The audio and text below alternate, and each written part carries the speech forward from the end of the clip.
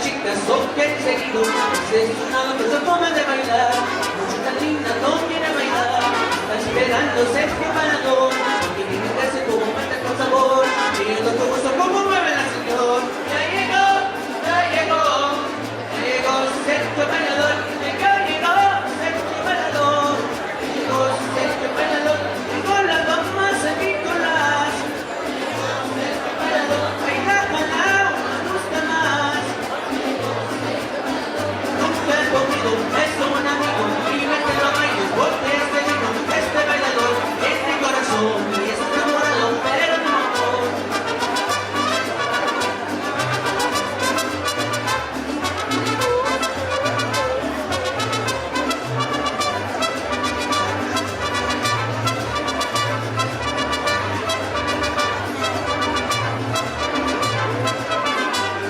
Luego baile, no para matar, amigo mío que la voy a practicar.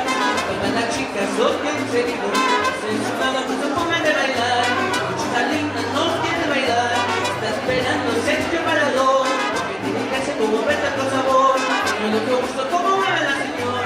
Ya llegó, ya llegó, ya llegó Sergio Maradón, llegó Sergio Maradón, llegó Sergio Maradón, llegó la mamá San Nicolás.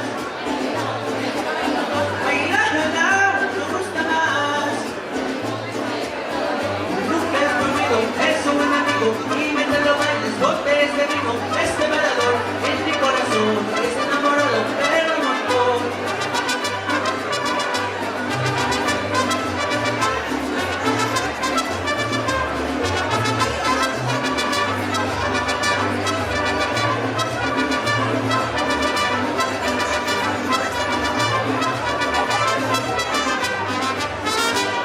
Gracias. Not too bad. Set up and land. Yeah. I think they're starting.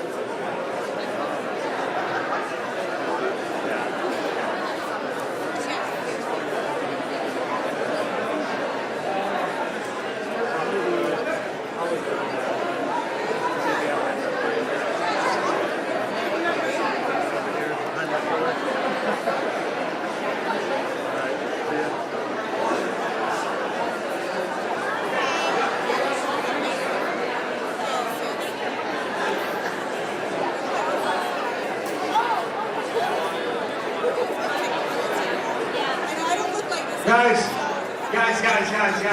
and gals. Are you guys having fun or what? You know what? We wanted to say, as you guys know, mariachi will go forever, but I am so proud of one of our members because he comes to me and says, can I do the last one? 3 of them. Raise your hand. The 3 of them. There you go. And they say, Ivan, can we do the last one? I was like, what? Just keep on going. He's like, we have class here at Boise State. So we're gonna play the last one. They're gonna go to class and be the future that we want here in Idaho. So give them a big round of applause.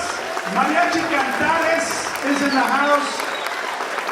They're also gonna left us their number because all of us always need a mariachi and we never have the number. So we're gonna get that number. We're gonna tell you guys so you can all get them. Mariachi Cantares de Mexico in the house. Muchas gracias. Thank you for being here.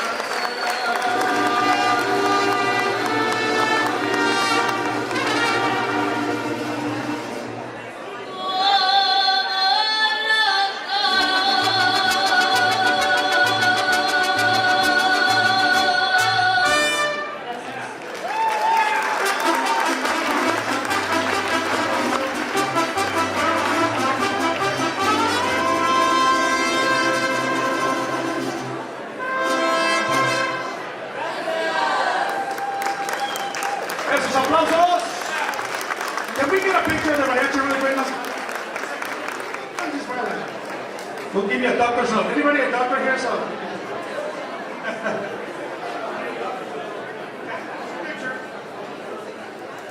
One, two, three, bien guapos, más guapos. Gracias. Gracias.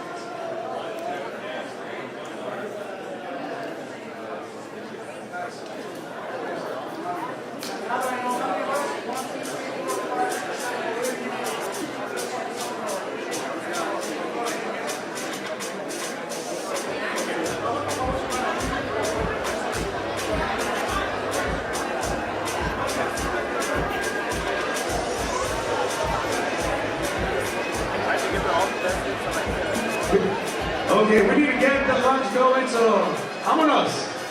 Dale, dale, dale.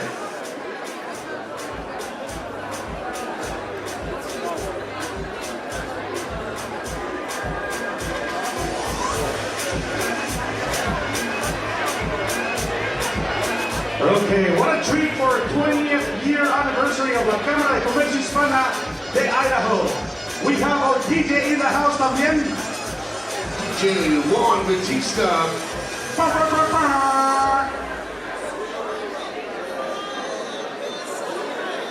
You're in the mix with DJ AV. Mine sounds better.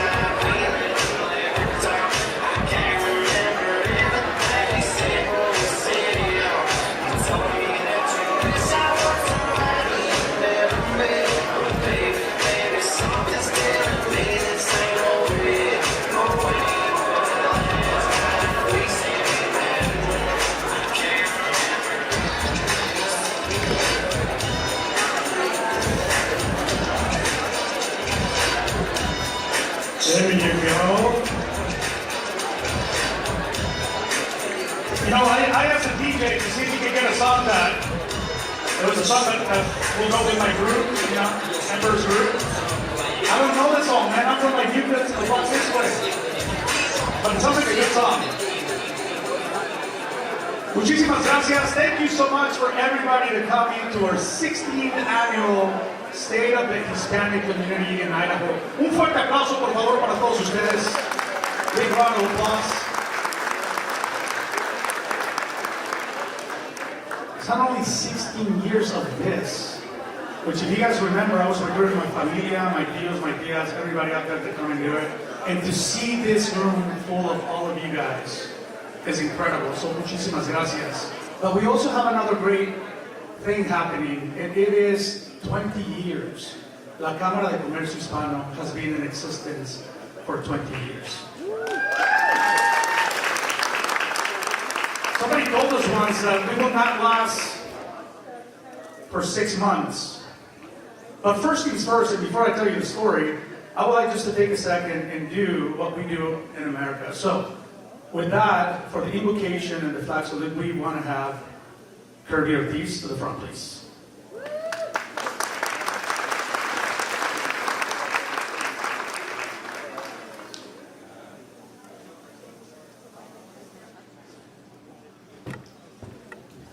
Please stand for the pledge.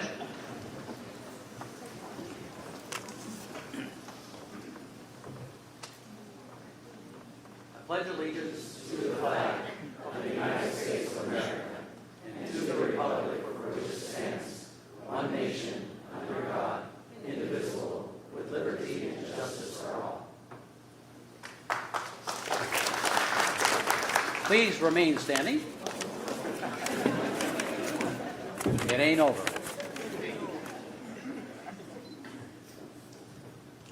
Good morning, Lord. What a glorious morning it is. Thank you for this life-giving rain that we hope is coming. May we be so bold as to ask for some more this spring. Maybe not 40 days and 40 nights, but enough to provide some relief for our farmers and irrigators. This morning, Lord, the Hispanic Chamber is hosting its annual State of the Hispanic Community function amid a climate of fear, frustration, and anger. We ask for your guidance and your grace as we tackle the issues of intolerance and ignorance. Give us your wisdom and your courage to persevere as we negotiate these next months. Lord, there are those who say we are losing our culture. Because of your love for the Hispanic community, this America of ours is enriched with faith, family, music, dancing, vibrant colors, food, laughter, and joy. We implore you to remind our brothers and sisters, especially those who are in positions of power, who look with scorn and derision at those who are toiling in our fields, dairies, factories, and building sites, with the words from Deuteronomy 10, that you too must befriend the alien, for you were once aliens yourselves in the land of Egypt. And Jesus' admonition in Matthew 25, whatever you did to these least brothers of mine, you did for me. Eternal God, in whom mercy is endless and the treasury of compassion inexhaustible, look kindly upon us and increase your mercy in us, so that in difficult moments we might not despair nor become despondent, but with complete confidence submit ourselves to your holy will, which is love and mercy. Amen.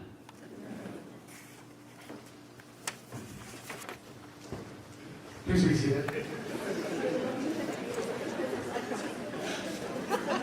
And as I was telling you, so they said that we will not last 6 months, and it was said by someone in our community. And back in the day, I used to use the term terco. I was stubborn. Now I know that there's a better term to say. It's called grit. And grit has really helped us get to where we are right now.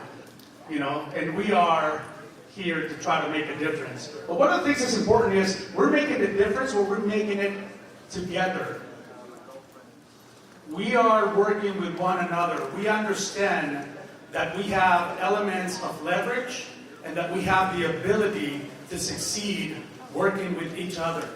That's why you see, you know, things like the Comisión, the Commission, the Idaho Commission on Hispanic Affairs, coming together with the Chamber, the Fundación. We have El Concilio. I'm not really good at this. Did you see that how old I am? But I don't know how to say it right there. Community Council of Idaho. You know, the golf tournaments that we do. Everything is geared up to understand that we are here and we come from contribution. And that's how we're going to succeed together. And it is through relationships that we make this happen. That's why when I see you and I say hi to everybody, trust me, I'm that kind of person that I'm like, I can say hi to you, I'll be right there. I'll come back and say hi. I am so glad to see this community come together. 20 años, 20 years. And I am so glad to be in relationship with each and every one of you guys to make a difference for this great state. And it is through those relationships, not only here in Idaho, but throughout you know, the world and the U.S., that we can make a difference. So I made a call to my good friend Ramiro Cavazos, the president and CEO of the U.S. Hispanic Chamber nationwide. And I will tell you this, they said that your level of success stops when you stop asking. You know, I was like, my kids have taught me how to be a good salesman. I was like, shut up. I did not stop. I will text you every day. I will call him. Will you do this? Will you help us with this? And it is through those relationships he just said, I am. So he recorded a video for you guys to see. Pay attention. It's incredible. Ramiro Cavazos. I want to welcome everyone to the 16th annual State of the Hispanic Community Luncheon. We are so excited to partner with the Idaho Hispanic Chamber of Commerce and have for many, many years.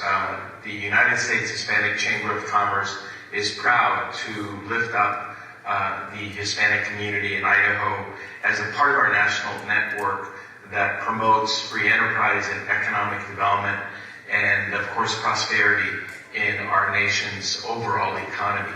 20% of the 340 million Americans are self-identifying as Hispanic Americans. 80% of our 65 million Hispanics that form that 20% were born and raised in the U.S.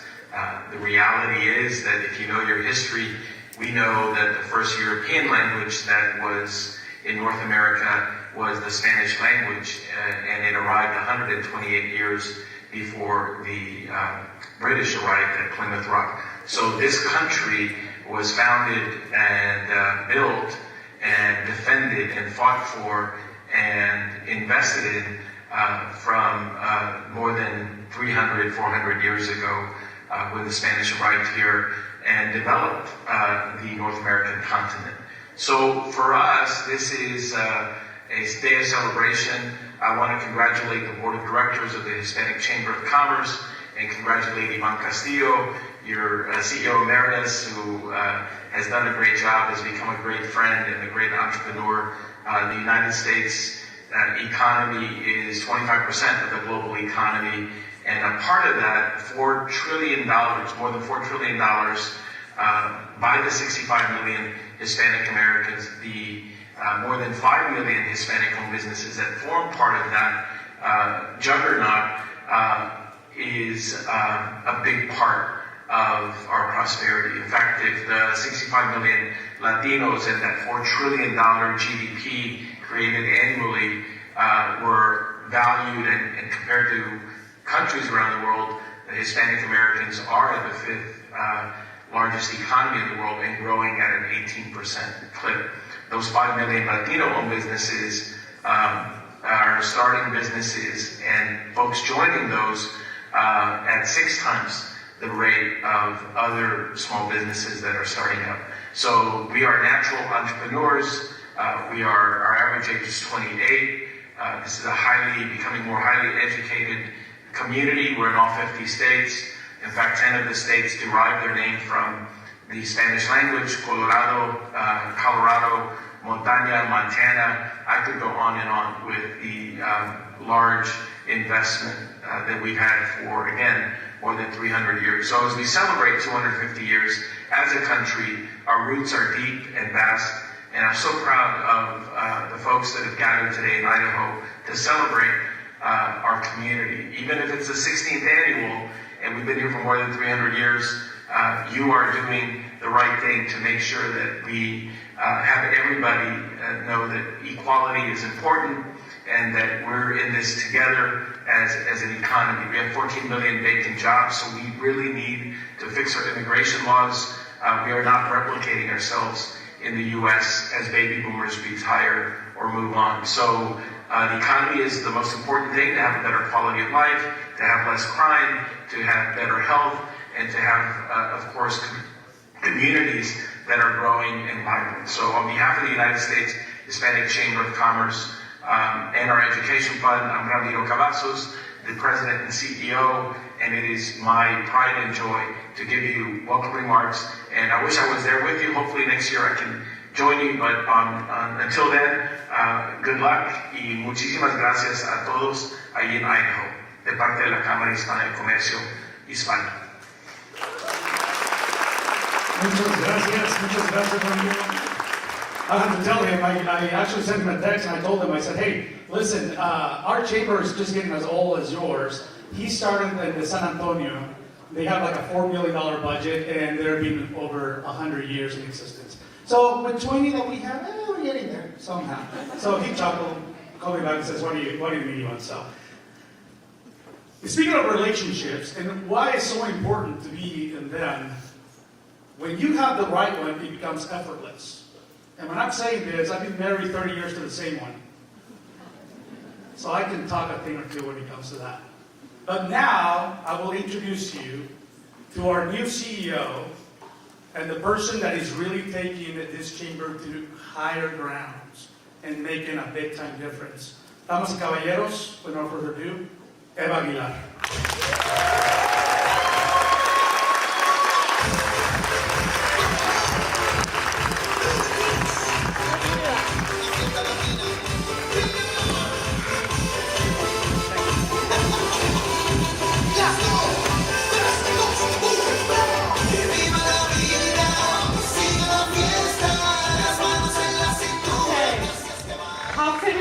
Started with música, right? Buenas tardes a todos. Buenas tardes, ¿cómo estamos? Se ven de chulos desde acá. Everyone looks so great from up here. Thank you so much, everyone, for being here. Let's see. This is a little bit high. Okay, so on behalf of the Idaho Hispanic Chamber of Commerce, we want to say welcome to everyone. Mariachi, ¿por qué se llama mariachi? Well, we're celebrating 20 years. And what better way to celebrate with musiquita and with mariachi? Great food, great people, great friends. So thank you so much. Today, we are here. Today's more than just a gathering. Today, it's a day of reflection, a day of growth, leadership, and definitely economic impact. How are we impacting Idaho? So for 20 years, yes, 20 years, 2 decades, this chamber has worked tirelessly to elevate businesses, to strengthen strategic partners, to ensure that our community is recognized not only for our culture, but for the economic power. And today, this is undeniable. We cannot deny how amazing our small businesses are doing today. But you know what? This has never been a 1% effort. This is not just one person. It takes a village. It truly does take a village. At this time, I would like to introduce our board, our executive board. We have Angie Castillo. Please stand. She's our board chair. Manuel Villegas, our treasurer. Randy Perez, our secretary. Please stand. Thank you for your service and all that you do. Our board members, we have Kirby Ortiz. Kirby, what would we do without you? We have Danny Palomera. Danny, where are you? Stand. We have Ana Maria Morales and Arnold Hernandez that couldn't be here today. Also today, it is my pleasure to announce our most recent board, and this is Marisela Amarillas. Where are you, Marisela? She's a business owner of iDesign. And so it is so good to have her on board. She's back there waving. It truly does take a village. It takes a group of dedicated souls and people to definitely get this chamber going. So in addition, we can't leave Ivan Castillo Emeritus, our board member. He's continually so invested in everything. Calling, texting, what do you need? What can I do for you? So thank you, Ivan, for all that you do. Our advisory board members, Marta Lopez, please stand. Elise Correa, please stand. Un aplauso para ellas. Gracias por todo lo que hacen y por todo. All your support. Sonia, stand, Sonia, please. Sonia, thank you for all the detail, everything that you do for every event. She does so much, and we need to give credit where credit is due. Also, Paola Eldridge, she is also our board. Thank you, Paola, for being here. So we have a variety of sponsors here. The chamber depends, and this chamber is so happy with all of the relationships that we are making every single day. So I'm going to call out our table sponsors con una musiquita from the DJ. Listen, when you hear your table, be the loudest, because that means you're the coolest. So, here we go. Radio Rancho. Idaho Farm Bureau, be loud. Drake Cooper Inc., be loud. Clarity Credit Union. Fairness Law. Community Council Idaho. Science Bank. Mountain America. Credit Union. And our friends from Deer Flat. Don't forget the booths. We have CWI. Idaho Farm Bureau, Select Health, Todd Achilles, U.S. Bank, BDSI, Better Business Bureau. Thank you, everybody. Thank you for your sponsorship. Thank you, thank you, thank you. Okay, so we cannot thank our 20-year anniversary sponsor. You see our banner here. We would like for the table, aquí la mesita de Treasure Valley Community Council, please, Treasure Valley Community College. Por favor, be as loud as you can be. Thank you so much for everything. Thank you for being here today. So today we also want to recognize, Nampa Mayor cannot be here, but we have Clay Long, Chief of Staff. Please stand. We also have from Caldwell Mayor, Eric Phillips, please stand. Nampa Chamber of Commerce, Mitch Minetti, thank you for being here, my friend. Councilman Victor Rodriguez, thank you for being here and for all your support. We also want to thank and recognize Idaho Hispanic Foundation, Mari Ramos, thank you for being here, for your support for being here. El cónsul, representante de la Cónsul de México, por favor. Pare para reconocerla, Ángeles Gómez, representando Cónsul de México. Caldwell Chief Police, Rex Ingram. Thank you for being here. We have Marisela Pesina, School Board District for the past 8 years. Thank you so much. Todd Achilles, former representative from District 16 and currently running for U.S. Senator as independent. Let's continue with some music here. Mike Simpson, U.S. Congressman. Ron Gambazzi, Consulate of Italy, San Francisco. Shailene French, Superintendent, Caldwell School District. Y que siga. Okay. It is now also my pleasure. We do have 2 elite chamber partners. This we cannot do without, and so it's very important for us to recognize. We have Shoshone Bannock as an elite chamber partner, and then again, we have our friends, Treasure Valley Community College. Un aplauso. Muchísimas gracias for all of your support. Treasure Valley Community College, we thank you so much. 20-year anniversary sponsor, what that means, they generously donated a chunk of change, which will allow us to continue doing events, workshops, networking, and so much more. Also, it is a pleasure for me to recognize our friends from Shoshone Puyallup. We have Marco Ovando. Thank you for being here, Public Affairs Officer. Thank you, Marco, for being here. We have so many announcements. We have so many great things going on with the Chamber. What is the chamber doing today? How are we doing? It's been 6 months that I have been in this amazing role, and let me tell you, we do not stop. We just do not stop. It's so important to definitely mention what our partners are doing and how they're stepping up. How are they stepping up to basically help programs continue? At this time, we want to thank AAA sponsorship. They have a scholarship of $2,000 that's going towards a winner at the Skyview High School. From the FHLA, there's going to be a winner there. Applications are currently open. If you guys happen to, we do have our booth, the Idaho Hispanic Chamber of Commerce, to my left. We do have an amazing raffle. Get the summer started. Get some raffle tickets. You can get 1 ticket, 2, 3, get 10 if you like. That is an incredible package, and it's worth about $1,800. You have a grill, you're gonna have carne asada, chairs. I mean, it's a complete package. So we definitely want to highlight that that's available for you to purchase some tickets if you like. And we want to thank our friend from the Girl Scouts. She basically was out gathering all the items. Kismet, please stand. Kismet Bisley, please stand. Thank you for all of your hard work. So we are here today to talk about our chamber, to talk about our community. We heard our Hispanic entrepreneurs are among the fastest growing business owners in Idaho. We heard from Ramiro Cavazos, the United States Hispanic Chamber of Commerce. What he mentioned was really interesting. 5 million Latino-owned businesses in the United States. Out of those 5 million, you in this household, you're represented in there. You in this room, you're representing. And he did mention we're natural entrepreneurs. De todo queremos hacer negocio y todo queremos vender. ¿Verdad? Así nos enseñaron. We're natural. We're salespeople. We will get a business started. And then the average age was 28.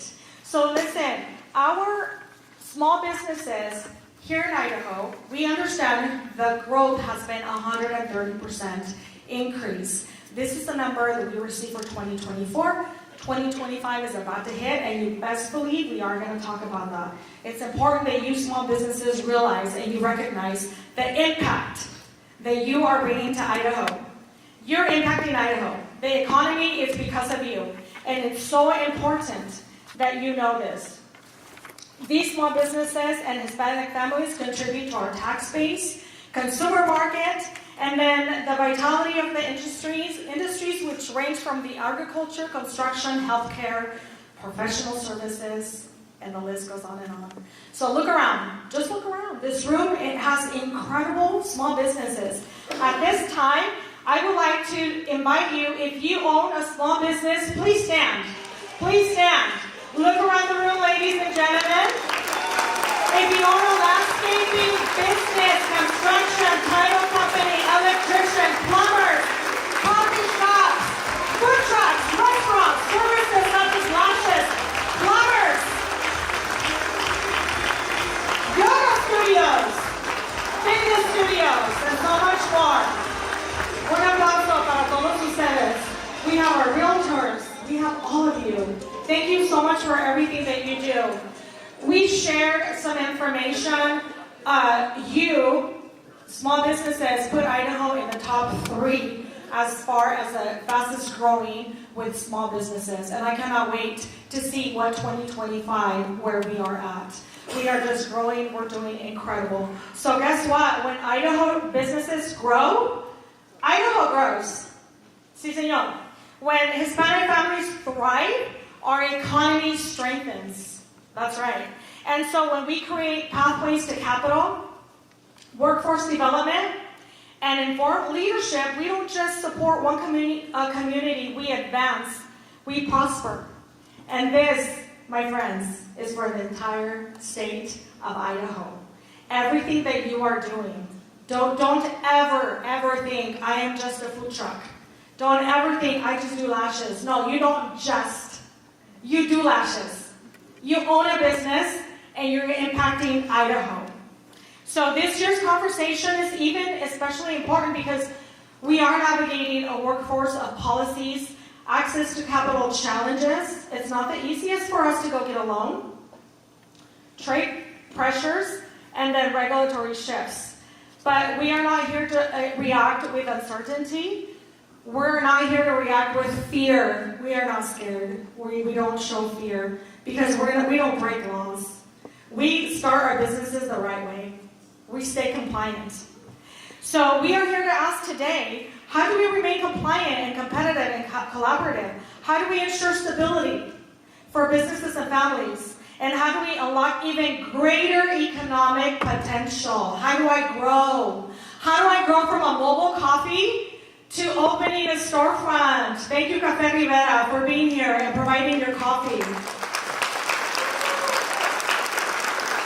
The answer lies in partnership. It lies in data-driven leadership. And it lies in moments like this. Look around you, where business leaders, policymakers, educators, and community advocates sit at the same table. We have to sit at the same table. We grow together. We collaborate. Okay? We're not about who does it better. We can do it better together. And we grow faster if we do it together. So definitely, let's think about that. Today, we will hear about the economic outlook. We're going to hear about workforce realities, access to capital, and then what lies ahead in 2026. Most importantly, we are here to reaffirm this. The Hispanic community. We're not on the sidelines anymore. We are not on the sidelines. We are impacting in Idaho economy. We are helping build Idaho. Créetelo. Believe it. We're impacting. And we're putting Idaho on the map for incredible reasons. Entrepreneurs at 28, building businesses, opening storefronts. That's helping Nampa. That's helping Caldwell. We're helping Boise grow. Because this is what we are doing when we open up a business. We're helping our economy. So for 20 years, this chamber has served as the face of our community, the bridge from connecting businesses to families, and families to the resources, relationships, and the knowledge that is very much deeply needed. And so we have been the avenue, and we continue to be the avenue. Somos la calle que te lleva a donde necesitas llegar. We're that road that will take you to whatever resource it is that you need. So keep that in mind. We have been through immense things, immense challenges, but we're also incredible. And we take that challenge face on, and we don't stop. We don't stop growing. Opportunities to continue to flow, partnerships continue to build, and we are here today doing incredible. So, ladies and gentlemen, since August of 2025, why am I interested in August of 2025? Well, we have seen an incredible increase in our memberships. ¿Qué está haciendo la Cámara de Comercio para que tú quieras venir y ser un miembro? What are we doing with the Chamber of Commerce that we get a phone call, I want to be a member, how can I be a member? Okay, what are we doing? We are doing incredible things. Our workshops are highly, highly attended. We've partnered with those key businesses. Okay, we hear you. We see what it is that you need. We partner and we provide that information to you. Okay, that is what we're doing. Our networking events. Who came to Café con Amigos last month? We almost had 200 people. Un aplauso. 200 people. That's a lot. That means that you are investing in your business. You're coming in with a purpose. You want to collaborate. You want to get to know people. And that is how you're going to flourish and your business will grow with incredible connections that we are making. So thank you for doing that. This growth does not happen by accident. It is because of you. The growth is happening because of you. Not because of me, not because of our board, because of you. Because you are investing in yourself and you are showing up for you. Okay? You're waking up a little bit earlier, second Tuesday of the month. You're coming in, you're making a connection. And you know what? It's so beautiful when I see two businesses that came to Café con Amigos and then I see them collaborating and doing something else. That's amazing. That is exactly what we should be doing.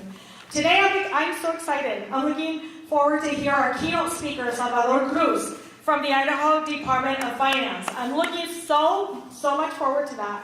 Equally excited for our panel discussion, which our businesses, we're all going to benefit from that. So we stand with our community. We want you to know this loud and clear. We stand with our community. We hear you and we see you. We understand the challenges that are happening. We know what's going on. And you have our full support. We remain informed and we remain engaged so that we can represent you thoughtfully, so that we can represent you responsibly and with integrity. Okay? This is all that has to be done responsibly and with integrity. It has been 6 months. I'm having so much fun. I'm having an incredible, incredible time. I stepped into this incredible opportunity, and I can say with full confidence that my ultimate goal is continue meeting incredible, hardworking people, which all of you are, and to ensure that you feel represented, that whenever you come up with an issue, that you come with a question, that you come up with an idea, that you feel heard. That is so important. So this is why I am here to serve our community. That's it. I'm here to serve. That is it. Nothing else. I love it every single day. And so today, may this program reminds us that growth is not accidental. No, señor, nada es accidente. Everything is intentional and with purpose. Okay? Your business doesn't just grow out of accident. No. It's because of your hard work. And that is so important. It requires leadership, collaboration, and a shared commitment of empowering our businesses and strengthening Idaho's economy. So thank you so much for being here. Un aplauso para todos.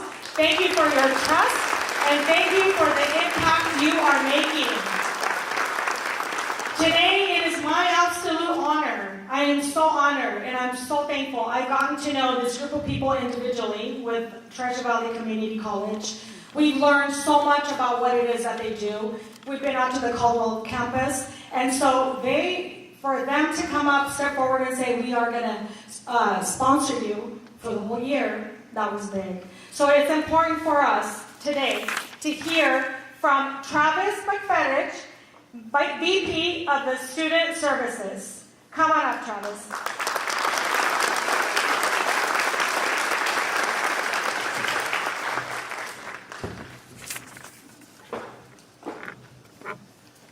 All right, good afternoon, everybody.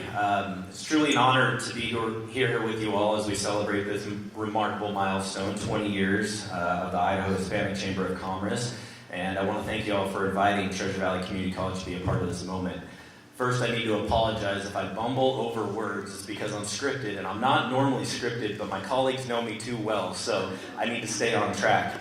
But before I go any further, I want to share a little bit about myself. IHCC is marking 20 years of service, and also this last year, I'm also celebrating over 20 years of service as an employee with my alma mater, Treasure Valley Community College. I started when I was 10. In many ways, our journeys reflect each other, rooted in community, strengthening partnerships, and driven by opportunity. So today I just ask that you don't see me just as a Vice President of Student Services, see me as a product of TVCC. Someone who began as a student, developed into a student body president, oversaw our residence halls and lived on campus, DJ'd events, wrote numerous policies and procedures, and grew into management leadership roles. And along the way, committed to being an ally for students and community, including the very communities that IHCC uplifts every day. That shared commitment is the foundation of our partnership. Our collaboration isn't just about titles, positions, or leadership. It's about building solid foundations, partnerships, and opportunities that outlast each and every one of us, creating a system that continues to serve our region no matter how staff, politics, or circumstances shift. At TVCC, the word community isn't just part of our name or our tagline, it's our mission. We're a comprehensive community college dedicated to promoting student success. And we do that by expanding access, removing barriers, and standing alongside our students and community partners. Even in a complex federal and budget landscape, we remain deeply committed to our English for speakers of other languages, which equips adults with language skills needed to participate fully in work, family, and community life. And thanks to our partnership with IHCC, we're expanding evening ESOL offerings not only at our Ontario campus, but our Caldwell Center. And this is really what community collaboration looks like.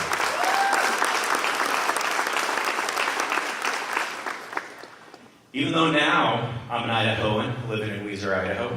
I did grow up just across the state line in Bell, Oregon, surrounded by the agricultural heart of our region. Many of my classmates and friends were the children of farm workers. Their work feeds our communities, and their cultures enriches our identity.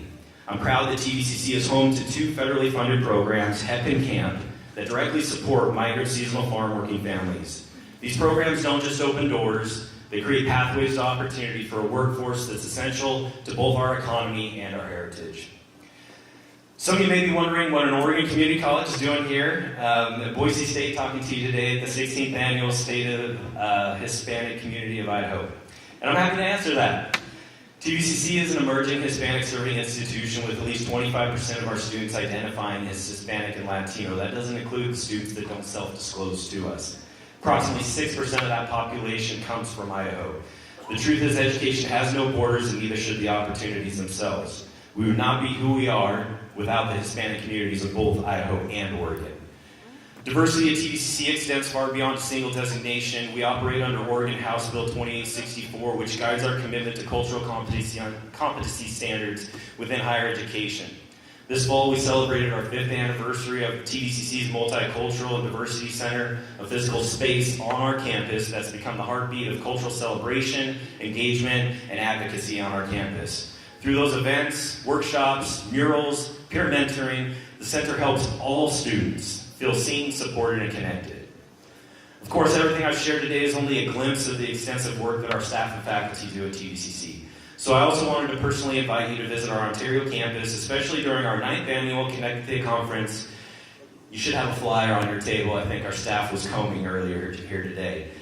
Since 2017, this gathering has united Latino serving organizations and community leaders from Eastern Oregon and Western Idaho for a day focused on connection, collaboration, and shared purpose. Additionally, in the coming month, we're excited to co-host Cafe Con Amigos with IHCC at our Caldwell Center. It's also another chance to meet our team, explore programs, and continue to build partnerships to strengthen our communities. And I would ask our TVCC staff, please stand up. Daniel, Brenda, Marissa, Leela, and Tom, you'll get to hear more from them throughout the year. And it truly does take a village to run our small rural community college. We might have had to shut down half of the campus to attend here today. But at TVCC, we're inspired by our community and our students' potential. So we thank you very much for this opportunity.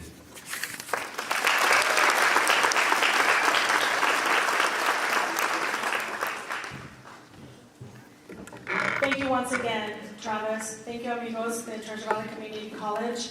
It is my pleasure, before I announce the next speaker, you see a lot of little papelitos in your table. A lot of little papelitos. Make sure you take a look, because our sponsors put their information on there on purpose. We're building a great relationship with Idaho Ford Center. Idaho Ford Center.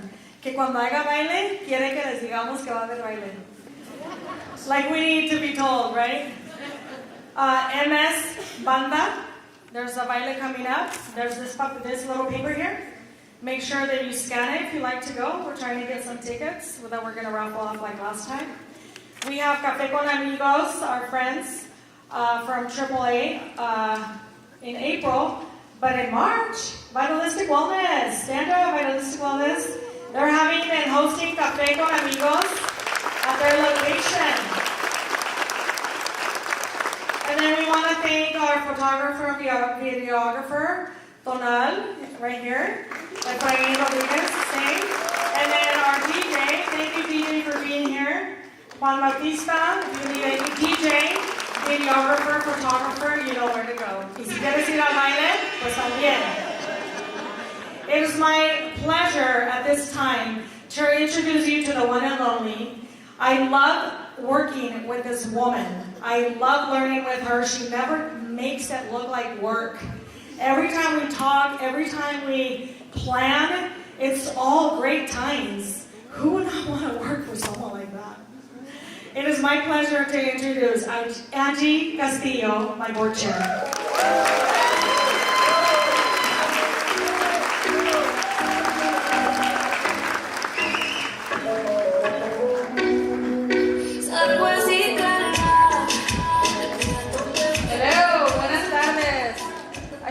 That song was fitting, right? For those that know, no. Buenas tardes. Good afternoon, everyone. Thank you for being here, our members, our partners, our community leaders, and the many small business owners who make up the heartbeat of Idaho's economy. It is an honor to serve as board chair of the Idaho Hispanic Chamber of Commerce. When I look around this room, I don't just see businesses. I see families, risk takers, first-generation entrepreneurs, and people who believed in the future they couldn't yet see, but built it anyway. Today, I want to talk about three things: growth, opportunity, and voice. Hispanic businesses are no longer an emerging part of the economy. We are a driving force in it. Across the country, Latino-owned businesses continue to be among the fastest growing segments of the United States small business sector.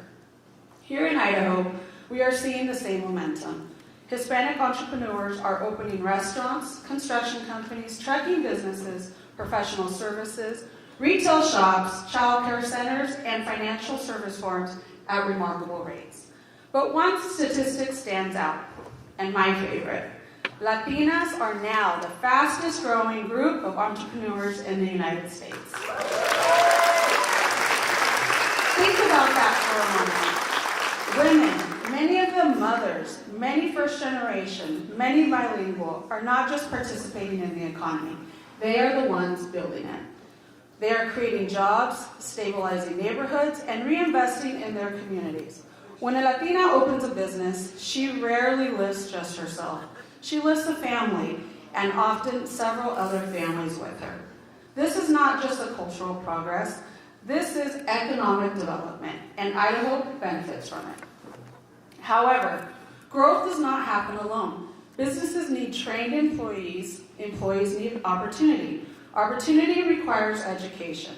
This is why our partnerships with schools, colleges like TVCC, workforce programs, and industry leaders matter so much.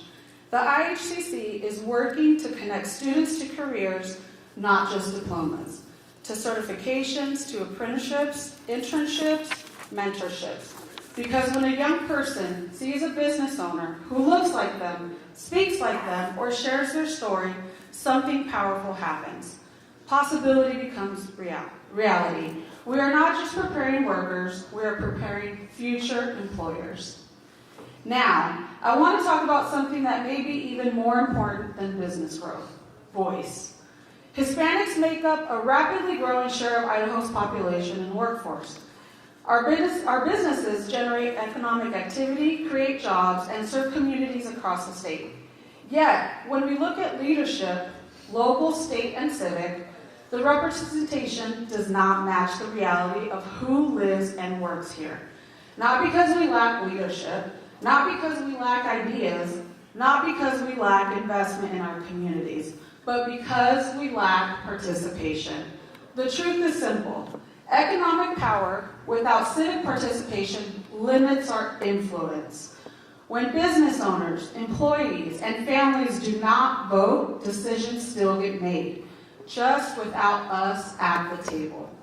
Roads get planned, taxes get decided, education funding gets allocated, workforce policies get written, and every single one of those directly affects small businesses.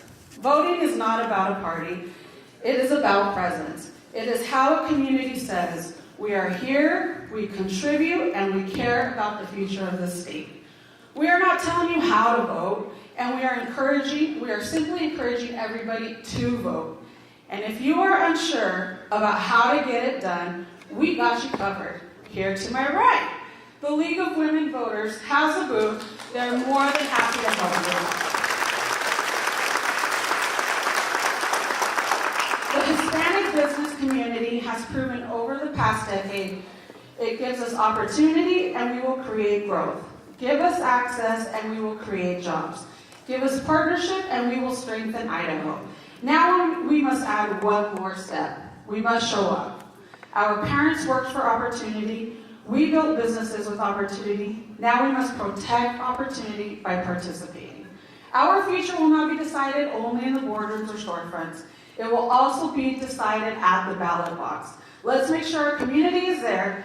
Thank you for all the work that you do. Thank you for believing in this chamber. And thank you for helping ensure that Idaho's future includes all of us. Sí se puede. Gracias.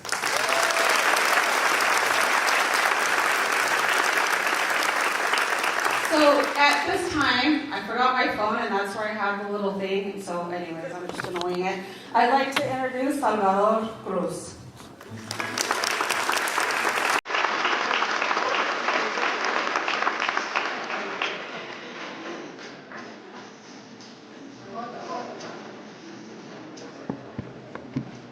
I do like the music. You can keep it going. Yeah. Let it marinate a little bit. Thank you. Okay. Good afternoon. I wasn't sure what my cue was, so. Good afternoon. My name is Salvador Cruz. I am very, very happy to be here. And first of all, I'd like to thank the Chamber for inviting me to this event. I am truly touched because I don't see myself as a symbol of the Hispanic community, so this is a very humbling experience for me. And I'd like to thank the Chamber for your leadership and for the work you do to elevate Hispanic-led businesses and the communities across Idaho. So well done to you. Angie just said something, and I'm going way off script already, and I only have 10 minutes. Angie just said something that is vitally important for every one of you in this room. And I'm going to quote the governor because he was at the Hispanic, thank you, yes, that one. He said something to the group of children that showed up, and it resonated with me, and it should resonate with everyone in this room. If you're not at the table, you're on the menu. Remember that. It sounds terrifying, but it's the truth. Okay? So, anyway, let's get into more of the less so stressful items. So I am the director of the Idaho Department of Finance. I've been in that position. I was confirmed by the Idaho Senate about 3 or 4 weeks ago. I'm not 100% sure. So I'm trying not to get fired today, but I think Angie's trying to help me with that. To give you a little bit of background, I'm going to go 2 extremes because there's a lot of important information I want to get through.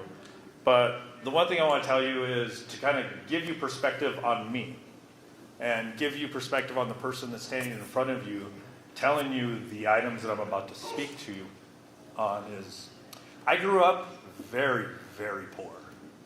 And I lost my mother at the age of 13, which compounded things, right? And, you know, there's a lot of stuff that happened in the middle, but as I stand in front of you today, I am the first Hispanic director in the history of the Idaho Department of Finance.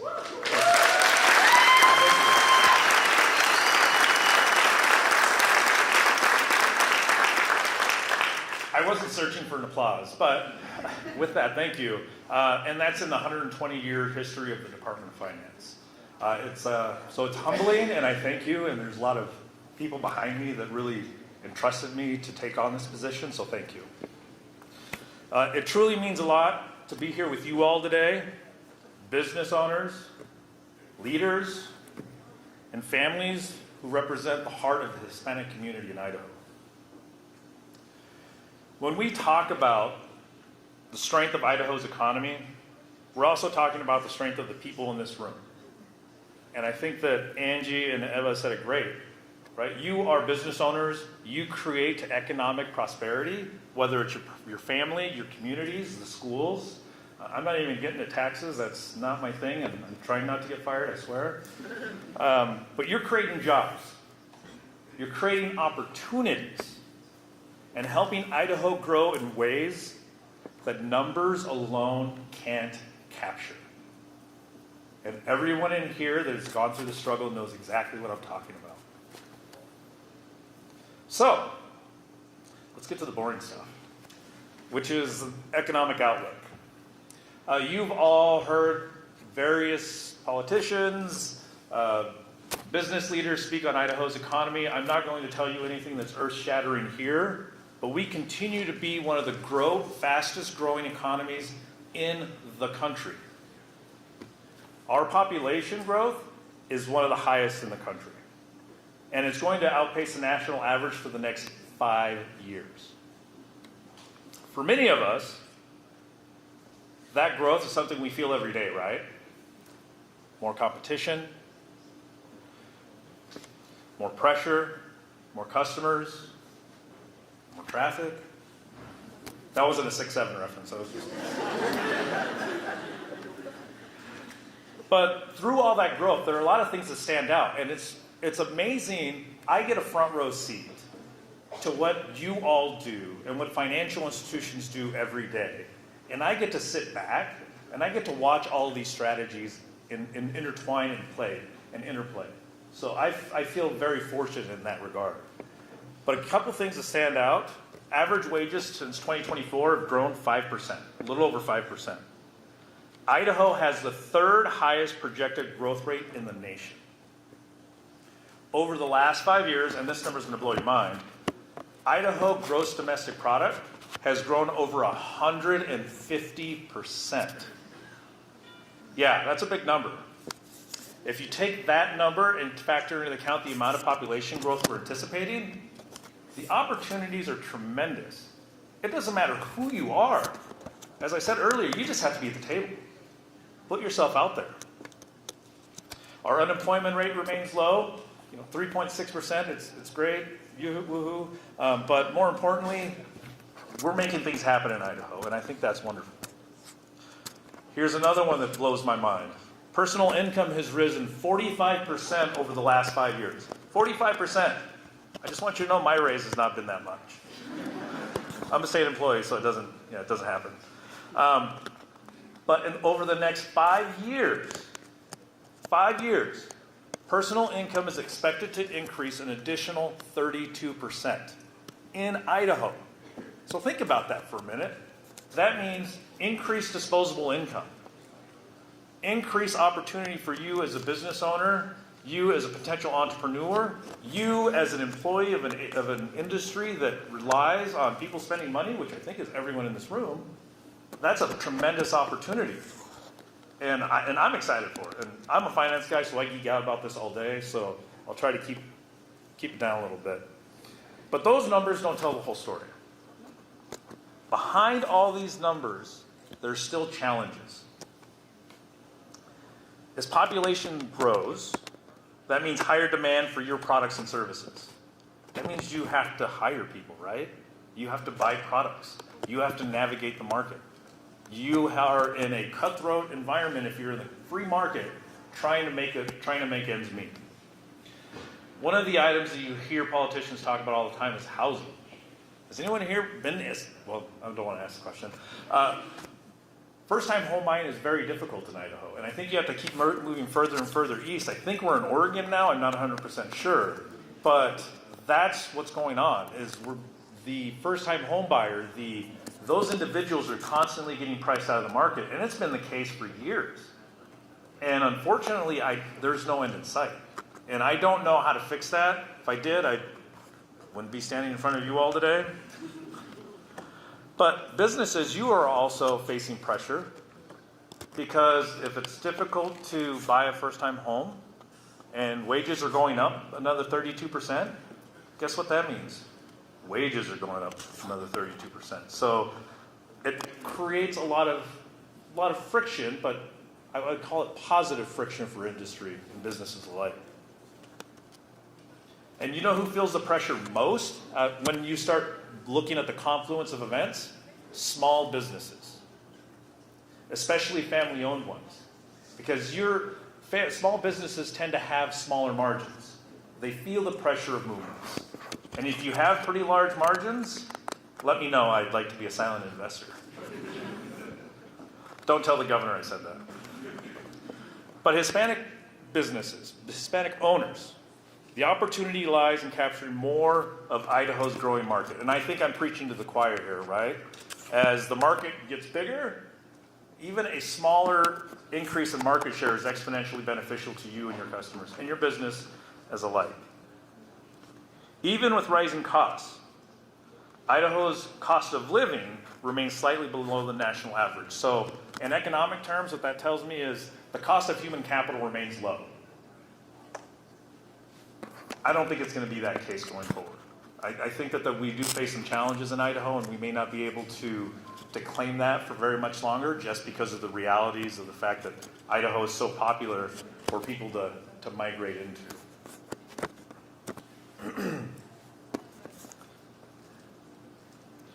So, I made you all feel kind of down. So it's good. But there is opportunity, right? I mean, I think that's the wonderful thing is that the wonderful thing about a small business is you can turn on a dime. You can be flexible. And that's the beautiful thing about a small business. You know, Idaho's worked hard, and some of these bullet points, they're canned, and I don't like them, but I need to say them. And that's lower income, lower payroll taxes in Idaho. We have property tax relief, which might be another issue. Reduce regulatory burden and a generally balanced budget. I said generally, this year is kind of a little more difficult than others, but and I'm feeling the brunt of that, so it's okay. It's a me issue. But these policies have helped, whether you agree with them or not, they've helped Idaho tremendously, right? We are the second lowest state with second lowest property taxes in the country. The top 10 most tax-friendly state in the country. And these are political points I don't care much about, but we're the fourth best state in the country for doing business. And I think that's reflected in all the things that are happening in this room and across the state. We are also the most friendly state for small business. That's wonderful. I think what that tells me is that there's so much opportunity, we just have to reach out and grab it. Now, clearly I'm risk averse because I'm a government employee, but you all will do what you do and it'll just be great, I swear. And the impact to small business because of these items that I just listed to your businesses are enormous. I can't even, I mean, I'm up here, I just get excited thinking about it. Idaho has over 208,000 small businesses.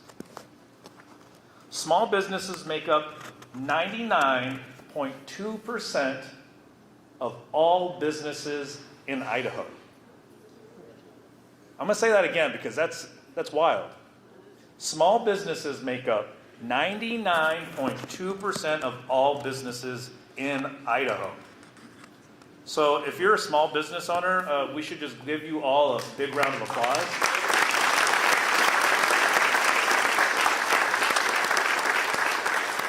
I'm not one to tell the crowd what to do, but I needed to on that one. Small businesses also employ, now we have big businesses here, so we have 99% of all the businesses, and small businesses employ 56% of Idaho's workforce. You have a big voice. You have a big voice. Use it. Use it. Leverage the chamber. Use all the tools that you have to benefit yourself, your families, and your communities. Hispanic-owned businesses are a major part of this. You are employers, you're innovators, and more importantly, especially in the Hispanic community, you are community anchors. You know, one of the things that I find interesting is my career is in banking. And I spent a lot of time in the banking world, in the securities markets, and understanding how lending works. And one of the things that I constantly hear from small businesses, and it's disproportionately true to those minority-owned businesses, is access to capital. I don't have a great answer for you, but I'll tell you something, and I have to deal with all the banks and credit unions, so I will issue a challenge to them separately. They're in this room, so no, I'm just going to stop talking, otherwise I'm going to get in trouble. Idaho ranks 50th in the country, 50th in the country for access to capital. I know, but therein, while I say that, therein lies a great opportunity. Because we have the financial institutions in this state. Some of them are sitting in this room. We have the financial institutions in this state that can meet the needs that you all need. Now, I'm going to say something that's very controversial, and it's no slight to U.S. Bank or Zions Bank. I saw those name tags around here. I don't oversee them. Part of my job is to be the rah-rah, yay, let's go Idaho. And I beat the drum of Idaho chartered institutions. They're here in Idaho. They're in the communities you operate and live in. If you're having troubles getting capital, I strongly suggest going out and reaching out to these institutions. Now, I'm going to name a couple, and I'm not going to name them all, and I'm going to catch heck for it. But I'm willing to do that because you need to understand there is a difference in financial institutions. They're all here to do the same thing. And the large ones, they're doing a great job. Otherwise, it wouldn't be large, right? But sometimes you need maybe a slightly more personable touch. There's D.L. Evans Bank, Idaho Central Credit Union, the Bank of Commerce, P1FCU, Idaho First Bank, Westmark Credit Union, Northwest Bank, Frontier Credit Union. And then we have smaller institutions like Idaho Trust Bank, Connections Credit Union, Clarity Credit Union, Northwest Christian Credit Union. And then we have those that are focused in agriculture, the Bank of Commerce, D.L. Evans Bank, and Farmers Bank. It's in the name, so it's kind of implied. But these decisions are made locally, and when you have that relationship with these financial institutions and these managers, that may be the difference between a yes and a no. So cast a broad net. Don't silo yourself into one institution. Shop the market, because that'll only benefit you and your access to capital and those that follow you. And I'll get to that in a minute. So when I told you that Eva was trying to get me fired, this is the part. So I was asked to talk about tariffs. And yeah, right? So I'll just keep it high level. And that's, it should be no surprise to anyone in this room. Tariffs have kind of caused some issues in the business world. Good, bad, or indifferent. Regardless of your political views, one thing that I think everybody can agree on is that prices have gone up. Generally have gone up. There's higher costs, tighter margins, and increased prices for consumers. Initially, that's an increased price for small businesses. Now, some of these increases were delayed, right? There was a lot of projection of a new administration's coming in and prices are increasing. But now, oh my goodness, okay. But now we're kind of running into this issue. We have over 2,000 importers in Idaho with $1.7 billion in small business import value. As of June 2022, Idaho businesses, 22% of Idaho's imports were subject to tariffs. Now, there's certain events in the news that have caused some uncertainty in the market, and doesn't a business owner just love nothing but uncertainty? It's so great, right? I see you don't share my enthusiasm. Let's try that again. It's going to be great. Yeah. Okay. Well, I just lost my notes, so that's great. Looking ahead, several factors will shape the business environment in 2026. And I'm going fast because I only have 2 minutes. And I have a lot to talk about. Global instability. I think this one is very clear. Everybody already knows what's going on. If you haven't been watching the news, there's this thing going on in the Middle East. Oil prices are going crazy. The stock market's a little meh, and we're all a little bit trying to figure out what's going on. I think that would be the consistent message for 2026 is instability. But even in instability, you as a business owner need to make decisions, and you need to do what's right for you and your customers and your community. There's possible changes in the legislature, federal policies, emerging financial tools, stablecoin, digital assets. I still have yet to see the business case for those, but they're coming, and one of you in this room may figure it out. Just let me know before you do it, because I'd like to be an early investor in that one. So I'm going to close with a couple items. The Hispanic community is one of Idaho's greatest strengths. And you know that. You know that. You talk to one another. I think that there's a difference in the vibe in this room than there is in some of the other areas, some of the other businesses and demographics that I talk to, because that's just who you are, right? That's the community. You are workers, innovators, entrepreneurs, and leaders. You are building businesses, creating jobs, and shaping the future of this state. It's all great, but I have a challenge for every single one of you. I challenge you all to plan and think beyond this year and the next 5 years and beyond yourself. Your communities as Eva and Angie said, your communities need you to plan for the next generation that will follow you. That may benefit you,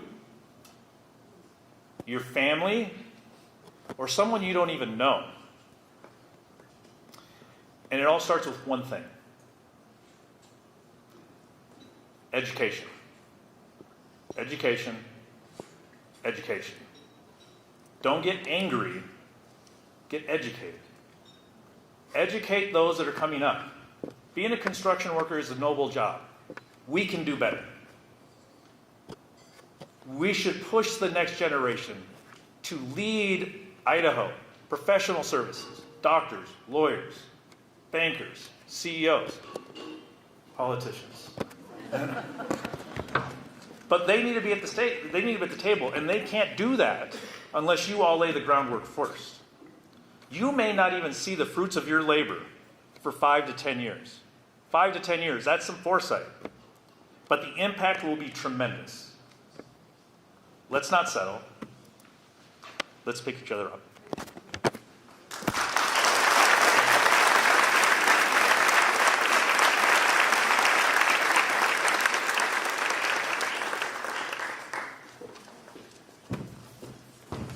We are going to transition into a very, very important part of the show. While we do that, I want to give KTVB a shout out. Thank you for being our friends, for showing up whenever there's a story to be told. And I think I just about introduced everyone in this building right now, or here in this room. I introduced the tables, the sponsors, everybody, and I want to say my husband is also here and my daughter. So how do I not introduce and say hello, give a shout out to them? So we are going to present Hector Mendoza is going to be the moderator. He's a bilingual reporter and weather anchor for KTVB. We're going to have Zach Miller, Executive Vice President, CEO, Idaho Farm Bureau Federation. Annette Tipton, Executive Director at Idaho Commission on Hispanic Affairs. Brandy Bettis, Attorney and Founder of Bettis Law.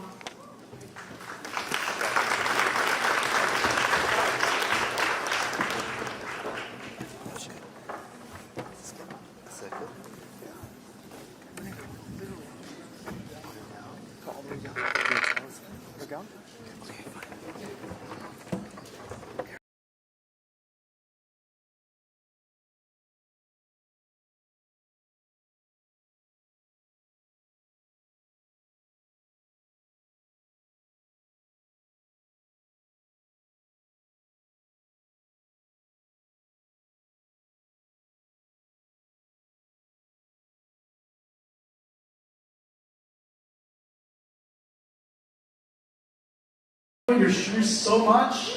So you have some groupies going on, my friend. And those eyes, orale. Well, thank you guys so much. I appreciate it. I really love my sneakers, but that's besides the point. Those of you guys that don't know me, I am the bilingual weather anchor for KTVB. I also do KTVB in Espanol, so that's a little bit about myself. But I think the biggest thing is we're here to talk to the panelists and get some information. And obviously, we talk a lot about data. And so we want to get a bit of just kind of a deeper insight on just kind of the voices and leaders that are here to shape policy and just a bunch of different things, especially when it comes to the Hispanic community. So I want to introduce Annette Tipton, who's the Executive Director sitting here for the Idaho Commission on Hispanic Affairs. To her right is Zach Miller, the Chief Executive Officer at Idaho Farm Bureau Federation. And to his right, it is Brandy Bettis, the Attorney and Founder of Bettis Law. So can we give them a quick round of applause? Thank you guys for being here. Giving us the opportunity to ask some questions. So obviously we just want to start off, especially when it comes to economic empowerment and business growth, and we'll jump right into it. It's really important to business owners to have an idea of economic trends and a lot of different data that they'll get. So we'll start with you, Annette. From your office's perspective and the data that you guys have received, are there any trends or anything that you're seeing regarding the growth in the Hispanic community? Yes, thank you for the question. I think that one thing that everybody can see just as they look outsider at their neighborhood is that you see a lot more Hispanic small-owned businesses. The growth at a national level, Eva spoke about, and how remarkable that's been. One of the things that I can do as a state agency is to partner with other state agencies that collect information, provide this type of services to small business. And everything they've said, both of the two that I've been talking to most specifically is the Secretary of State's office, because as you know, if you want to open up a small business within the state of Idaho, you've got to go first to the Secretary of State's office. The other thing that I see so much now that our office has moved to the Chinden campus is we are right by the Idaho Department of Professional Licensing. And it seems like anytime I stop by that building, I'll see, razas hablando en español, talking about how they're going to start their small business up. So when I spoke to leadership at both of these agencies, the things that they see most often, again, is there has been growth. There is data available on their websites to share how much growth has been experienced. You can see the growth between 24 and 25 go up, and over at professional licensing, because of the demand for their services, they've been able to streamline what it takes for someone to do to get a professional license. One of the statistics that the executive director shared with me was that anytime somebody calls in, they're able to respond to them now. 35% are responded within the first 24 hours, right? Another 30% comes within the first 48 hours. Again, this is on inquiries around professional licensing. And anybody who is outside of that statistic, they tend to have specific needs, specific roadblocks, but they're really working hard to be able to help anybody who comes to them, again, whether it's to get the LLC through the Secretary of State's office to make that process less painful, or also for professional licensing. And they've got great data and statistics around that. And with your experience there in public service and community leadership, is there any opportunities, you talked about a lot of different opportunities that are out there, is there a specific or a few opportunities that the Hispanic community should be really paying close attention to? Absolutely. I think that there are a number of resources for our Hispanic small business owners offered by the state. Again, that's not the only resource, but there's some really great resources when we look at classes. Our office is we share a building with a tax commission, and I consistently see advertising for different classes for small businesses to learn whether it's new technology, to learn their programming that they can support small business. I think that's one of the resources that would be incredibly helpful. Same with the Secretary of State's office. They have so many great resources and people who are there to support anybody looking to start their small business. And we're also here. Again, if you know anybody, they're not sure where to start, how to start, first, direct to EVA if they need more support by way of how do you do the small business process and get all of that paperwork and documentation with the state underway. Please come to our office. We're more than happy to direct you or make introductions as needed. And one thing we've been hearing pretty much the entire afternoon is just the growth that we've seen, especially when we talk about the Hispanic community. And there's data that we've gotten from the Idaho Community Health Association from the 26 to 29 report. It says that the Hispanic community accounts for 87% of Idaho's employment growth over the last decade. So this time I'm going to direct myself to Zach Miller over there. And one of the things that we've seen a lot is a lot of policy being kind of passed through, especially when we're talking about the legislative session. If we were to face any sort of significant workforce contraction due to some of these policy trends, is there anything or an industry that could specifically see the most standstill when it comes to that? So, as my organization says, Farm Bureau, so I'm going to talk a lot of the agriculture economy. But we know that agriculture is the #1 driver, or the biggest proportion of GDP to the state. So if you have a hit to agriculture, that's going to have a downstream effect on everything. We know, and it's on your table, we're a member of the Alliance for Workforce. We know that agriculture, construction, hospitality, those are going to be the big three that are going to take the biggest hit. We know that we've got the most liability, the most exposure there if we start seeing crackdowns or really enhanced immigration work. So we know those are going to be the big three we hit, but as we just funded a study, we know that that's going to have a significant downstream effect. It's going to hit, I don't think it's probably too much to say, it's going to hit every household in the state if we really started pushing a lot of really draconian policies on us. But ag would be probably #1 because they've got the biggest piece of the pie. So we're going to feel the biggest hit, especially in our dairy industry. But our potato industry, our big industries are going to feel the hit because it's not just going to be on the farm or on the dairy, it's also going to be the next level of our processing, and that's going to just matriculate on up. And that's the same, we're going to have the same issues on construction. Director Cruz talked about, we're a fast-growing state, affordability is a challenge. and then our hospitality is going to suffer as well. Those are going to be the big three we'll feel, but I don't think anyone should sit here and say, won't affect me. I also, when it comes to growth, the biggest thing is also representation. I think that comes along with a lot of the growth. We see a lot more Latinos owning businesses and just representing in a bunch of different industries. And in this case, I want to address myself to Annette and Brandy here. What does it mean to you guys personally? And you guys, whoever wants to answer first, what does it mean personally when it comes to representation? Personally, for me, representation is very important. So I'm going to tell you a little bit about myself. I was born in California to a single unwed teenage mom, and I grew up pretty poor. And when we moved from Southern California to Arkansas, I realized that there weren't a lot of Latinos there. I was the only one for a long time, and I experienced racism, and not just from peers, but from the system itself. It was so bad that when I was applying for colleges, which I'm the first person in my family to go to college, the guidance counselor said, don't bother applying to Harvard and Notre Dame. But you know what, I did anyway. And I figured out that system by myself, the financial aid and all of those things, and I got into Notre Dame. And I graduated from there with a double major.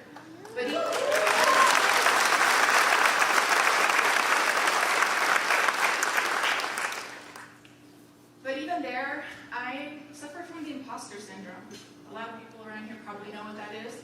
And I didn't feel like I fit in because I'm looking at my professors and I'm looking at the leaders around me, and they don't look like me. They don't come from my background. They don't understand. And it was a void. It was a void in my life. So fast forward, and I was a probation and parole officer for a little while, and then I decided I needed to do something different. And I decided to go to law school because as a probation and parole officer, I was dealing with the legal system, and again, I saw a lack of representation. We had people who were taking advantage of people in the community, and so when my husband and I decided to move here to Idaho in 2013, I decided to go to law school, and I wanted to be the change that I wanted to see. I wanted to see representation. I wanted my daughters to see a Latina leader, and the only way that I was going to do that is if I stepped up myself. So I'm proud I've had the opportunity to be on this chamber and to own my own business because representation matters. Because if you can never imagine yourself in that role, how can you dream big? Thank you. For me, looking at the question, it's around being in a leadership role and obviously representing, whether it's Idaho, whether it's this community, females, mothers, you name it.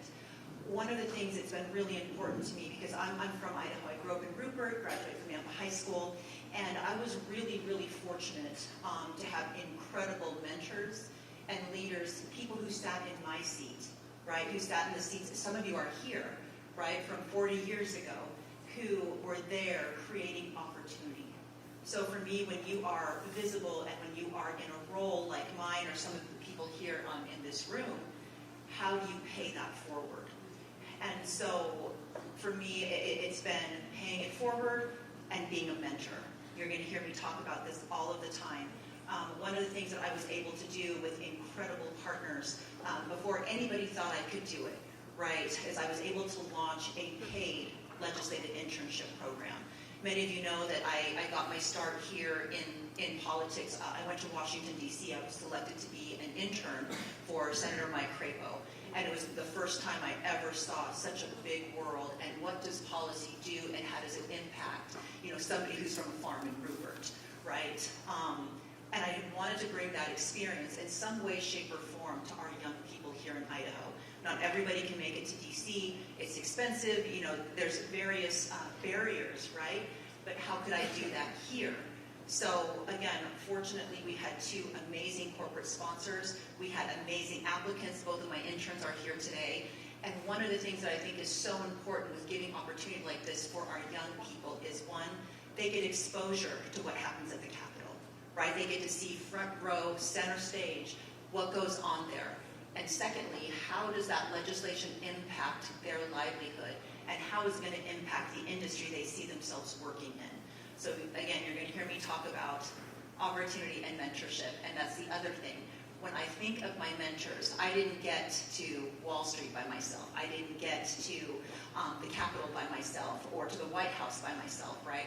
It was from incredible mentors that somehow saw something in me, or it was important to them to serve as mentors. So that's the other thing. I want to be an exceptional mentor, and I challenge all of you, if you have that opportunity to mentor our young people, to do that. That's what representation and leadership means for me.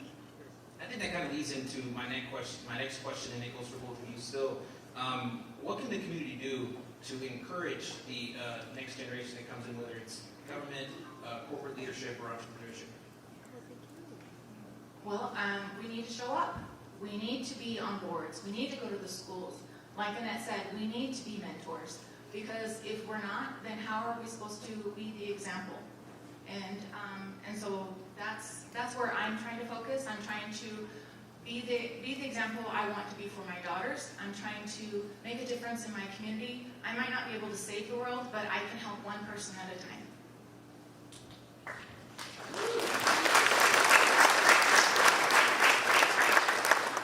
And for this one, it'll be a question for you, Zach, and for you, Brandy. The biggest thing is policy, and that type of stuff is important, whether we like it or not. But what can business owners do to distinguish between established law or legislative noise? And is there any red flags that need to be avoided when it comes to that, to find reliable resources? Well, I echo what both these amazing ladies have said. You just got to show up. And I find it interesting where we can sit here over my right shoulder, your left, and you see the dome of the Capitol. Are you going in there? Because there's a lot of people that are telling the rest of the state that they know what you need.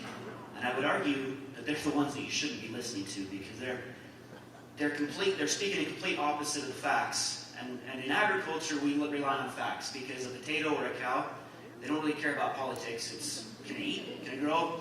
It's either is or it isn't. So we're big on data. But what Director Cruz says is it sounds like it's an employee's market right now. And that's what we experience in agriculture. But you've got those over in that dome that are really portraying a different story. So if you're not showing up, we'll work for you, but there's no one more powerful than you. Now when we go into, there is a lot of noise out there right now. And there's a lot of devious noise, to say it bluntly. Some of the things I would watch for is, can you fact check the data? There's a site that I'm watching right now. I hope you're not, because I'm a bit of a political wonk. They've got a whole bunch of data. They've got data on my organization that I can't figure out where the numbers came from. I mean, they're cool numbers. I wish I was as powerful as they think I am, but I can't fact check it. But boy, are they telling everyone what the facts are, but I can't dig into the data. If you can't fact check it, don't believe it. And then there's a lot of just misinformation. I grabbed some stuff right there at the table that maybe you should pay attention to. I'm going to talk about Perez Law for a minute. So Farm Bureau, along with the dairymen, sponsored at the University of Idaho an immigration clinic. And you can speak to it far better than I can, Brandy. We know that in Idaho we're woefully underrepresented on immigration law. And immigration law is not general law. You're talking to a farm kid from East Idaho, I have no idea. That's what they told me, and that's what I believe. So find resources you can trust. I guess the simplest thing is be careful of social media. I know we're all on it. But you're going to find a whole lot of stuff that's probably a honey trap to get you to do the wrong thing. So be very careful of that. Find resources that you can trust, that you can verify that against. Because what you're hearing, there's some bills that luckily we think are going the wrong way for the other side on immigration, but they're there, and there's a lot of emphasis that would be very draconian into your businesses and into your employees. So I guess the main thing, and I'm getting a little long-winded, is make sure, if you can't fact-check the data, probably don't listen to the data. It's probably the simplest way I can say that. I agree. Ignore the noise, check your facts, but the bills that are happening in the Capitol, yesterday I spent all day there defending or standing in opposition of a bill that would have made my job illegal. Offering legal assistance to undocumented immigrants would have been illegal under this new law. And thank goodness it was held in committee. But those are the things that we do need to pay attention to. And those that have the privilege, because if you're here and you do have status, you are privileged. You need to use your voice to speak out against bills like that. But then you also need to look at what is actually the law. Laws are going to be passed whether you like them or not. And you need to be able to go to those laws to get good information. So look at sources like the Secretary of State's website or come to me, or other local leaders who will provide you the information without all of the rhetoric and all of the politics. I want to quickly stay with you, Brandy. What are the most common compliance mistakes you see with Idaho businesses when it comes to navigating immigration paperwork specifically?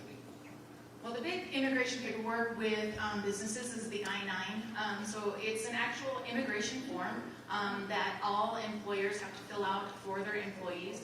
And it just is what you use to verify that that person's authorized to work in the U.S. One of the biggest mistakes is employers will say, okay, I need you to fill out this I-9, and I need you to show me some documents to prove that you're authorized. Well, they'll tell their employees, just bring me your driver's license and your social. You're not allowed to do that. You just have to give them the list. And then they bring you what they think they need to bring you from that list. And then you just need to look at it. You don't need to dig deep. And I don't recommend that you take a copy of those identity documents. But you do need to keep a file on that, because if ICE were to come knocking, which they are entitled to, they can come and do an audit, or they can come and do a raid. You need to have your files in order. So that's the other thing I recommend, is that employers need to self-audit. So if you're maintaining your I-9 records, maybe once a year, just go through and make sure that you have everything together and that you've read through the instructions, because if there's a change, you've got to staple this to that, and you need to keep track of it, because you don't want to be caught unorganized if ICE does come knocking. That's a good segue to my next question. How can businesses distinguish between a judicial warrant and an ICE administrative warrant there when it comes to protecting their employees' Fourth Amendment rights? The biggest distinction is that a judicial warrant is going to be signed by a judge. And if it's ICE coming to present that, it's usually a federal judge. Sometimes it might be a state level judge. But an ICE warrant, I don't know, it's not even really a warrant. It's signed by an ICE agent. And it does not authorize them to enter into the private areas of your business. They can come in and they can go into the public areas, but your private areas are off limits unless they have that judicial warrant. But you should also not only just make sure it's a judicial warrant, see the scope of the warrant. Are they allowed to go into the bathrooms? Are they allowed to go here? The warrant will tell you what they're looking for, who they're looking for, and where they're supposed to look. So if it doesn't have those things, or there's any errors, obviously you can't physically restrain ICE, don't do that. But remember your rights, and make sure that your staff know their rights. Don't have to answer questions. Whether you're documented or undocumented, you have a right to remain silent. Use it. You give your name, and then you leave it alone, and you say, I'm going to maintain my silence, and I'm not going to answer any more questions until my lawyer's present. And that's the best thing for you to do, whether you're an employee or you're an employer. Because, you know, we naturally want to answer questions and fill the void, and then you start rambling, and then you say things that maybe is going to complicate the situation. So know your rights, and know the difference between the two warrants. Sorry, I meant to have a picture of what the two warrants look like on a slide for you guys, but it didn't happen. One more question here. How can business owners protect their business license and support their employees? It's maintaining compliance. Just make sure your I-9 records are together, and that you're following the law.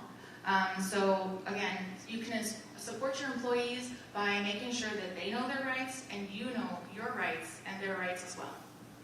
And I'm getting here to the last round of questions here. It's going to be one for each of you, and you guys have a minute to answer these questions here. But I'll start with you, Zach. How can business owners meaningfully engage with Hispanic organizations and community initiatives? Well, I think that's a great question, and I honestly think that maybe you should be telling me. I mean, my organization, we represent farmers and ranchers throughout the state. And it's hard to be a farmer and rancher if you don't have good employees and good relations. We spend a lot of time, like what Randy was talking about. That's one of the concerns, the questions that keeps coming to us is, what do I do for my employees? And I can tell you, there's always a bad apple, and let's just acknowledge there's bad apples, but in general, it's a really tight relationship. It's a really successful relationship. I go back to cows and plants. If that cow isn't happy, and you got an employee that's unhappy, that cow's not happy, you don't make milk, it just doesn't work. We're all duly incentivized to all work well together. So I know the dairymen, I know there's a lot of groups. I know it's strange because employee-employer relationships can get strange at times. On this issue, though, I don't think in general, and again, I'm talking in generalities, there's not a lot of daylight between what your employer may be saying about your documentation, your processes, and what you should be doing to protect yourself. There's a bad apple out there. Randy can talk about that. But in general, there's quite a bit of alignment there because it's disruptive to the business as well as the employee. Cow doesn't get milked for a day. They change careers. They go from milk cow to hamburger. So, pretty incentivized that we're all working together and we're protecting ourselves. I stole that from the dairyman. I stole that from the cattleman. My family owns a ranch, so don't make those dairy cows become beef cows. I need that income. But it's really important for the employers to have that good relationship with the employees, but the employees have got to speak up too. We got to have that back and forth communication. And again, I'm going long, so I know you gave me a minute. Apply for the scholarships. Apply for those ag-based things if you're an ag. Make sure your employees are participating in the same things that the owners are, because my organization just wants to see people move forward. It doesn't matter what status you're at, whether you're on the employee level or the owner level. We just want to see things move up and get over to that capital, get over and be seen, so they can see that you're part of Idaho. Has been said so much. We're not us without you, and you're not us without us, and I really screwed that one up. We need to have close relations, and it needs to be a two-way street, two-way conversation. And even as you messed up, which is fine, totally fine. That's a good segue. Randy, what is the impact, or what impact do community involvement have when it comes to business growth and brand reputation? Well, in our community, reputation is everything. I know that's how I built my business. I work hard and I care about my clients. And if I wasn't like that, and if I didn't do that, I wouldn't be where I am today. I wouldn't have the business that I have today. So, be involved in community initiatives. Make yourself seen. Like Zach said, go to the Capitol, go to these luncheons, go to other chamber events, the Nampa Chamber, the Caldwell Chamber. Be involved. And by doing that, the people in our community will see that you care about the community, and that's what matters. And my last question is for you, Annette. How can we shift from competition to collaboration when it comes to our business communities? Well, really quickly, I'm a huge fan of competition. I think competition makes us all better off. We love sports, but we just are competitive individuals just to start with. But one of the things that I, as a Hispanic community, I know I've talked about this with a number of people, is how do we take stock of our community assets, right? What are our assets in the community? What can we do to work together better to magnify every single asset? An example of this is the event that Eva had shared about that happened last month. We, for the first time, partnered, the Hispanic Commission partnered with the Chamber to do a legislative reception for our elected officials could see the vibrant community so that we could meet, so everybody could meet each other. Again, it's making sure that we know who is doing what and how do we magnify that more. We've got some incredible assets, whether it's the Chamber, whether it's the Hispanic Foundation, whether it's the Community Council of Idaho. There are so many amazing community assets, and if we are able to work together, stay in our lanes, and compete to be the best in our lane, right, that we're the best in the lane that we work in, I think that will magnify the message overall and really show what we do, what we contribute, how beautiful our culture is, and what we bring to the table here in Idaho. Well, guys, thank you guys so much. I really appreciate it.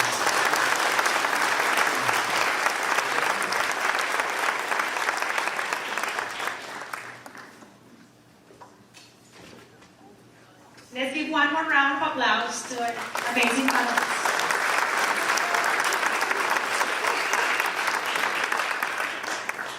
I am Paola Eldridge, board member and chair of events for our Idaho Hispanic Chamber of Commerce. And as we come to in this program to a close today, I want to start by saying a heartfelt thank you to each and every one of you here today. Your presence is a testament to the strength and unity of the Hispanic community here in Idaho. We've spent today discussing our progress, our challenges, and most importantly, our shared vision for the future. Events like this are only possible thanks to the partnership of our amazing sponsors, so thank you to all of you. And it doesn't stop here. We have a lot of wonderful events and opportunities to connect and to contribute coming up. One of those being our golf tournament. If we can put that video, please, I would like to share with you a quick highlight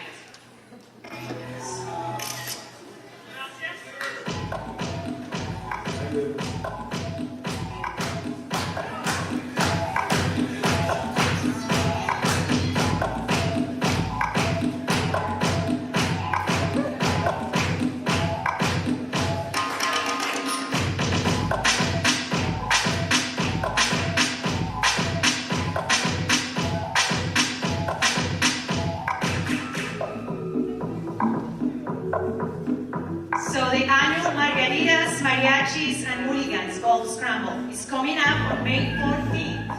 Please make sure registrations are open, so don't miss out on the fun. It's really a great opportunity. We have our annual gala coming in November as well. And as we mentioned earlier, our Café con Amigos, that is in the second Tuesday of the month. Make sure that you attend, make connections, and participate. If you haven't put in for the raffle, still please do it. It's a great opportunity. And finally, I want to thank our speakers, panelists, and our community leaders who shared the insights today. Let's carry the energy from this room back into our businesses, our schools, our homes. Because remember, together we are not only witnessing the state of the Hispanic community in Idaho, we're building it. So have a great day, drive safe, and thank you for being here today.